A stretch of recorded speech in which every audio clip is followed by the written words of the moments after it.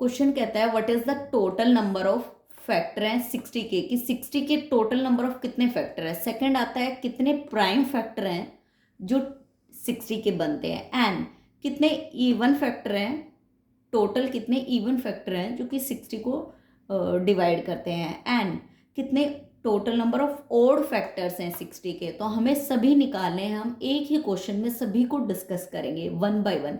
सबसे पहले हम total number of factors find करेंगे। 60 को हमने क्या करना है, प्राइम फैक्टराइजेशन करना है, फैक्टर करना है। That means 4 multiply by 15। 4 को आप लिख सकते हो 2 की पावर 2, एंड 3 की पावर 1, एंड 5 की पावर 1 होगी, बिकॉज 1 टाइम्स रिपीट हो रहा है। अब रूल कहता है कि हमें ऐड करना है जितनी भी पावर्स है एंड मल्टीप्लाई कर देना है। हमें पावर्स में, दैट मीन्स 2 में, 1 में और 1 में हमें 1 1 ऐड करना है और सबको मल्टीप्लाई करना है। दैट मीन्स हमने इस पावर 2 में 1 ऐड किया, यहाँ 3 की पावर 1 है तो उसमें हमने 1 ऐड किया, एंड 5 की पावर 1 है उसमें हमने 1 ऐड किया, एंड मल्टीप्लाई, और तीनों को मल्टीप्लाई कर देना है।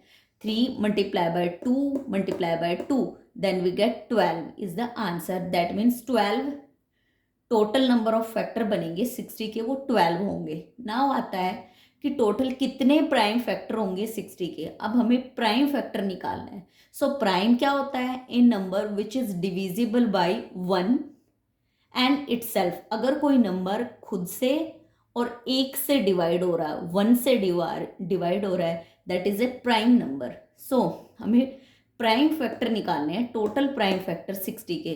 तो रूल कहता है कि हमें एडिंग ऑल द पावर्स, जितनी भी पावर्स है फैक्टर करने के बाद सबको ऐड कर देना है। हमें सेम इसी तरीके से फैक्टर किए, then 2 power 1 power and word 2 plus 1 plus 1, that mean 4 is the answer. Now हमें निकालना है total even factor of 16, total number of even factors of 16, कि 60 के इवन फैक्टर कितने होंगे। ओके हमने टोटल फाइंड किया, टोटल प्राइम फैक्टर फाइंड किए, देन हमें टोटल इवन नंबर कितने होंगे जो 60 को डिवाइड करेंगे। रूल कहता है leave even number same, even को हमें की पावर को सेम रखना है, even same power. That means जो इवन की पावर है वो सेम टू सेम आपने लिख देनी है, and adding 1 in all the powers, और बची हुई जितनी भी ऑड वैल्यूज हैं उनकी पावर में हम 1 ऐड करेंगे, एंड मल्टीप्लाइंग ऑल, और सभी को मल्टीप्लाई कर लेंगे। दैट मीन्स 2 हमारा इवन है तो इसको हमने एज इट इज लिखा, 3 को हमने एज इट इज, 5 को यहाँ पे मैं बताने जा रही हूँ 2 की पावर को मैंने एज इट इज लिखना है 2, बिकॉज हमें leave even same power, even की पावर को सेम टू सेम लिखना है, एंड 3 की पावर 1 है तो हमें उसमें 1 ऐड करना है, एडिंग 1 इन रिमेनिंग पावर्स, जो बची हुई पावर्स हैं 3 और 5 दोनों बची हुई हैं, इन दोनों में हमें 1 1 ऐड करना है। 3 की पावर 1 है तो उसमें 1 ऐड किया, एंड 5 की पावर 1 है तो उसमें 1 ऐड किया, और सबको मल्टीप्लाई कर देना है।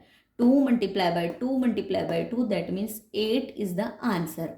8 ऐसे इवन फैक्टर है जो कि 60 के डिवाइड करते हैं। नाउ आता है total odd factor of 60। Odd कितने फैक्टर होंगे, वैसे तो डायरेक्टली आप टोटल नंबर ऑफ फैक्टर में से इवन माइनस कर दो, 8 माइनस कर दो तो आपको 4 मिल जाएगा, बट एग्जाम में आपको सेपरेटली जब आपसे क्वेश्चन पूछा जाएगा देन यू आर कंफ्यूज। सो सबको अलग अलग से करना जरूरी है। देन रूल कहता है कि डिलीट इवन वैल्यूज, जो इवन वैल्यू है इसको तो हमें बिल्कुल खत्म ही कर देना है, सोचना है कि ये है ही नहीं आपकी, एंड ओड वैल्यूज के ऊपर जो पावर है उनको ऐड कर देना है, and adding 1 in remaining power, और जो बची हुई पावर है उनमें 1 ऐड करेंगे एंड मल्टीप्लाई कर देंगे। दैट मीन्स 2 की पावर 2 को मैंने डिलीट कर दिया, हटा दिया मैंने यहाँ से, एंड 3 की पावर 1 है तो 1 में मैंने 1 ऐड किया, मल्टीप्लाई बाय 5 की पावर 1 में मैंने 1 ऐड किया, 2 multiply by 2, 4 is the answer.